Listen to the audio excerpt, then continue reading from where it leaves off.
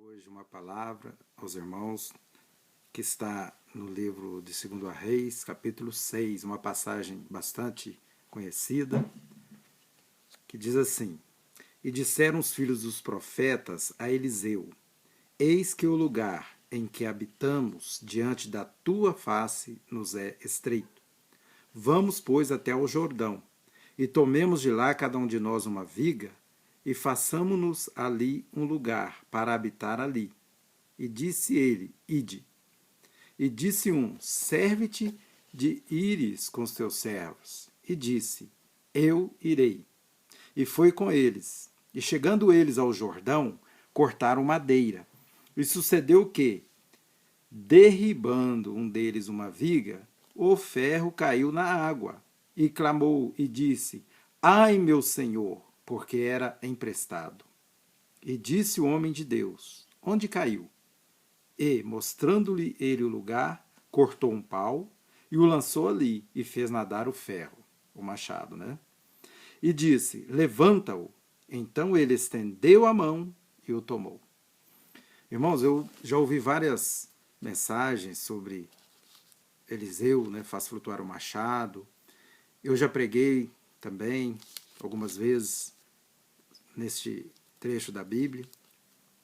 E muitas das vezes nessas pregações eu também preguei falando sobre o machado estava frouxo, que ele se soltou, sobre o erro, né, de um desses discípulos do profeta Eliseu.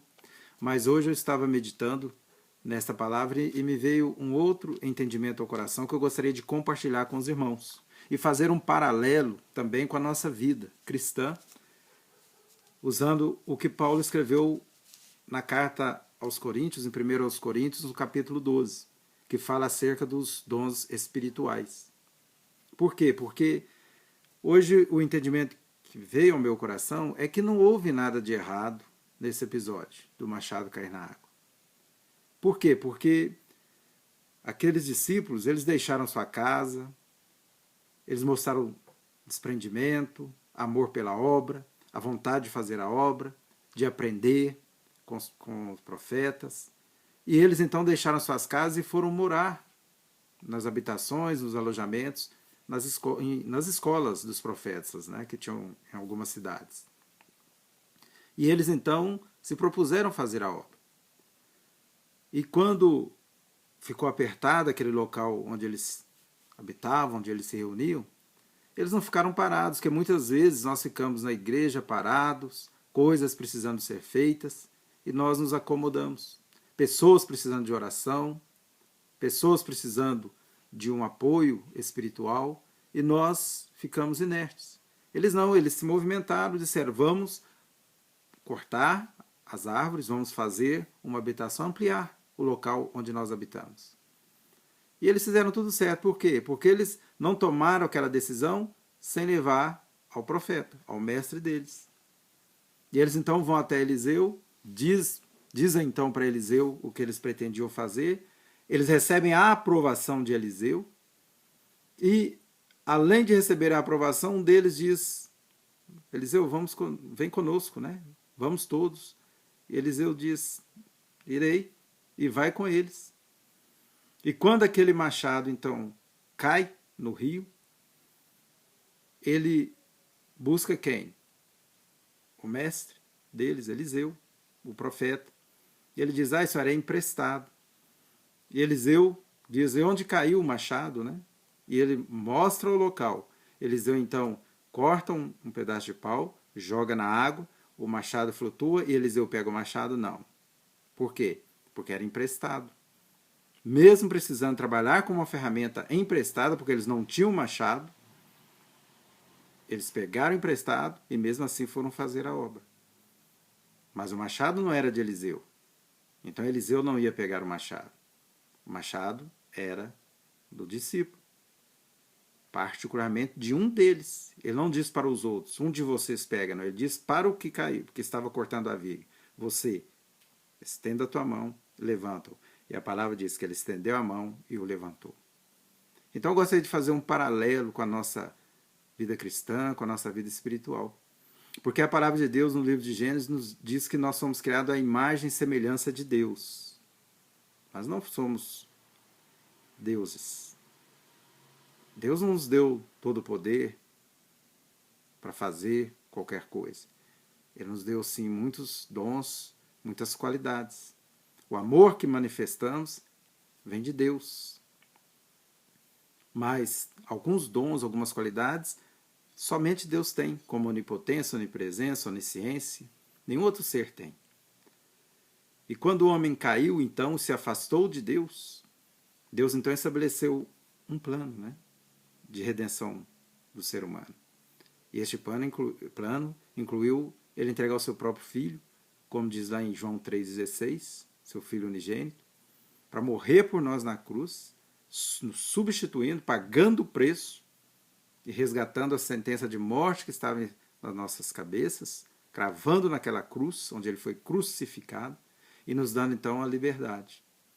Liberdade de escolha, de aceitá-lo como nosso Senhor e Salvador, ou não.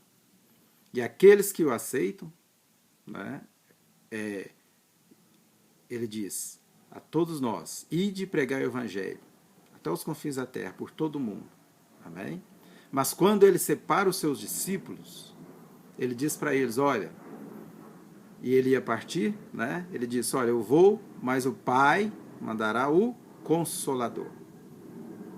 E Jesus, então, ascendeu aos céus, mas ele continua como cabeça da igreja. Ou seja, nós como corpo da igreja, nós somos membros da igreja, nós estamos aqui na terra, mas a cabeça da igreja, lá dos céus, ele dirige a sua igreja. Então a igreja não é do pastor, não é de homem nenhum, não é o homem quem dirige, mas é Deus, Jesus Cristo, quem está dirigindo a sua igreja, cabeça da igreja. E ele disse para os seus discípulos, lá em Atos, capítulo 1, verso 4, 5, né, ele disse, olha, ficai em Jerusalém, até que aquilo que o Pai, né, que eu vos disse, que o Pai que prometeu, né, seja entregue. Ele está falando do Pentecostes, que lá em Atos, capítulo 2, se cumpre. Eles estavam reunidos, e a palavra diz que cada um deles viu como que línguas de fogo, tocando em cada um deles, o Espírito Santo de Deus. Amém? Nós vemos que depois disso, os discípulos já não eram mais aqueles homens antes de serem tocados pelo Espírito Santo de Deus. Então nós também, nós temos uma obra a fazer nessa terra. A palavra de Deus diz que nós somos embaixadores nessa terra. Nós estamos aqui com uma missão do nosso país, do nosso, verdade, nós somos embaixadores, né? Seria como o embaixador vai para um país e ele cumpre o que? As determinações do seu presidente, as orientações, então ele trabalha para o seu presidente. Nós aqui estamos trabalhando para quem? Para Jesus Cristo, cabeça da igreja. Amém? Então ele disse, olha, ficai em Jerusalém até que do alto sejais o quê? Revestidos de poder. Lucas 24, 49. Isso então se cumpre. E nós vemos que depois os discípulos não eram mais os mesmos. Por quê?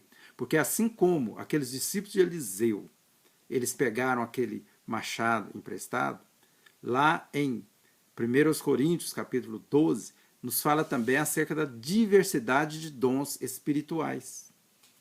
Mas lá diz que esses dons, eles não são entregues a qualquer um, não. É para o que for útil. E lá diz que o Espírito Santo de Deus, ele reparte particularmente a cada um como ele quer. Você se lembra de quais são esses dons? Eu anotei aqui. Sabedoria, ciência, fé, o dom de curar, maravilhas, de profecia, discernir espíritos, variedade de línguas, interpretação de línguas. Assim como aquele machado emprestado, o Espírito Santo também nos empresta esses dons, para aquilo que for útil. E ele reparte a cada um, de acordo com o que ele quer, para o cumprimento da obra, para que o obreiro não seja envergonhado, para que ele prevaleça, para que as portas do inferno não prevaleçam contra a igreja de Jesus Cristo. Para que quando, porta é o quê? Porta é um instrumento de defesa. Para que quando nós saímos às ruas, evangelizando, pregando o evangelho, atrás das almas, nós possamos ser usados com todos esses dons, de acordo com que o Espírito Santo distribua a cada um desses obreiros. Para quê? Para que essas pessoas sejam libertas, essas pessoas sejam curadas, para que essas pessoas se arrependam dos seus pecados, para que essas pessoas reconheçam Jesus Cristo como Senhor e Salvador das suas vidas. Então são dons, assim como aquele machado, que às vezes nós deixamos cair e fica perdido. Mas Eliseu disse, olha, me mostra onde caiu. Isso acontece comigo e acontece com você também, meu irmão, minha irmã. Quais os dons que antes Deus te usava e hoje já não se manifesta mais na sua vida? Onde ele se perdeu? O que aconteceu? Por que não manifesta mais? Então nós temos que voltar e recuperar este dom. Mas este dom não vai ser entregue para outro, porque ele é meu. Ele foi emprestado para mim, o Espírito Santo deu para mim. O machado era daquele discípulo. Então Eliseu disse, estenda a sua mão e levanta-o. Não foi o profeta que o pegou. Eliseu sabia disso. Ele disse, olha Elias, quando você partir, eu quero porção dobrada do teu espírito sobre mim. Elias disse, dura coisa você está me pedindo. Por quê? Porque não é Elias que distribui. Mas Elias disse, olha, se você me ver subindo, quando for arrebatado, você vai receber. E Deus, Elias estava dizendo o seguinte, olha, é com o Senhor, Deus. Se o Senhor permitir que ele veja, então que se cumpra. Por quê? Porque Eliseu sabia que a unção vem de Deus. Elias sabia, Eliseu sabia. Eliseu jogou um pau ali, mas ele sabia que não era ele que ia fazer o machado flutuar, mas é Deus quem faz. É Deus quem faz o machado flutuar. É Deus quem faz manifestar esses dons na sua vida. É Deus quem te dá unção. As almas, a cura, a libertação, a profecia, palavras de conhecimento, de ciência, interpretação de línguas, variedade de línguas, é de Deus. Homem nenhum tem esse poder. Sansão, ele se esqueceu disso. Ele brincou. Deus deu a ele um dom para prevalecer contra os inimigos do seu povo, contra os filisteus. E ele brincou, brincou, brincou. Até que um dia ele falou, mais uma vez vou me levantar e vou prevalecer contra meus inimigos, os filisteus. Mas a palavra diz que ele não sabia que o Espírito Santo de Deus já não estava mais com ele. Dura coisa é perder o Espírito Santo de Deus nas nossas vidas. E quando ele se levantou, ele já não era mais o Sansão, cheio do Espírito Santo de Deus. Ele era um homem normal, comum, como qualquer outro. Ele foi dominado, seus olhos vazados, escravizado, humilhado. Mas um certo dia, quando eles o colocaram no palácio para mais uma vez humilhar, ele se lembrou de onde ele tinha caído. Ele então se arrependeu e pediu a Deus mais uma vez só, Senhor, restitui este meu dom. E o nosso Deus, ele é fiel, ele restituiu. E a palavra de Deus diz que Sansão derrubou aquelas pilastras e derrubou toda aquela construção. E naquele dia ele matou mais inimigos do que ele tinha matado em toda a sua vida. Não importa se você perdeu, você já não é mais aquela pessoa que evangeliza, aquela pessoa que ora com unção, que levanta as suas mãos e as pessoas são curadas. Não importa o que aconteceu na sua vida, onde se perdeu, não importa. Mas o Mestre, Jesus Cristo, o que ele te diz, volta. Onde é que se perdeu? O Espírito Santo está dizendo, eu quero te restituir. Volta. Creia. E aí você vai só estender sua mão e vai pegar o seu machado de volta. Aleluias. E com esse machado você vai voltar a cortar árvores. E você vai construir um local maior para habitar com segurança, com conforto. Porque Deus é fiel na sua vida. Se você crê nessa palavra, e se você realmente acredita que hoje Deus está falando contigo, e que Ele está te restituindo aquilo que se perdeu, ou se você nunca teve esses dons, mas você quer receber hoje, eu gostaria de fazer uma oração contigo. E eu creio que Deus vai operar na sua vida. Eu creio que a partir de hoje as coisas vão ser diferentes no seu lar, na sua casa, no seu trabalho. Eu creio que Deus está ouvindo agora o teu coração e você vai alcançar os benefícios de Deus na sua vida. Feche seus olhos e ore comigo. Senhor nosso Deus e Senhor nosso Pai, nós te agradecemos, Senhor, porque Tu és um Deus que cuida dos seus, Pai. O Senhor nunca nos abandonou, mesmo diante dos nossos erros, dos nossos fracassos, o Senhor tem nos levantado, Pai. O Senhor não nos abandonou, mesmo quando viramos as costas para o Senhor, o Senhor continua nos amando, Pai. E é por isso que, neste momento, nós estamos aqui juntos, orando, Pai, crendo que o Senhor está restituindo aquilo que se perdeu na minha vida e na vida desse irmão, dessa irmã que está orando comigo. Senhor, em nome do Senhor Jesus Cristo, Pai, nós profetizamos que tudo que se perdeu vai ser restituído. Que nenhum encantamento, nada vai prevalecer contra nossas vidas, contra o Israel de Deus, porque nós somos o teu povo e o Senhor é o nosso Deus. Nós então agora, Pai, nós declaramos que em nome do Senhor Jesus Cristo, Pai, daqui para frente, nós estaremos mais atentos ao teu falar, à tua vontade sobre nossas vidas, Pai. E nós cremos que seremos guiados pelo teu Espírito. E quando nós somos guiados pelo teu Espírito, Pai, nada, Senhor, vai dar errado. Então, Senhor, eu coloco diante do Senhor este propósito. Que o Senhor venha a ser luz na nossa caminhada.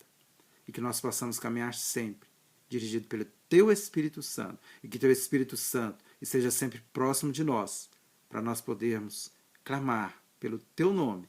E o Senhor virá sempre ao nosso socorro. Porque nós sabemos que o Senhor é um Pai que compadece os seus filhos. Oh, aleluia! Santo, santo é o teu nome. Eu te agradeço por tudo, Pai.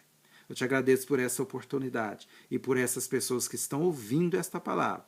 E creio, Senhor, que o Senhor operou em cada vida, particularmente em cada um, segundo a tua vontade, transformando o que ela vive hoje em bênção nas vidas delas. Eu creio. E assim eu te agradeço em nome de Jesus. Amados, fiquem com Deus, permaneçam crendo que Deus sempre tem o melhor para a sua vida. Não importa o que você pensa. Entrega a tua vida, os teus projetos nas mãos de Deus. E você vai ser vitorioso e vitoriosa. Em nome de Jesus. Amém? Assim eu me despeço e até um próximo vídeo em nome do Senhor Jesus Cristo, se assim Ele permitir.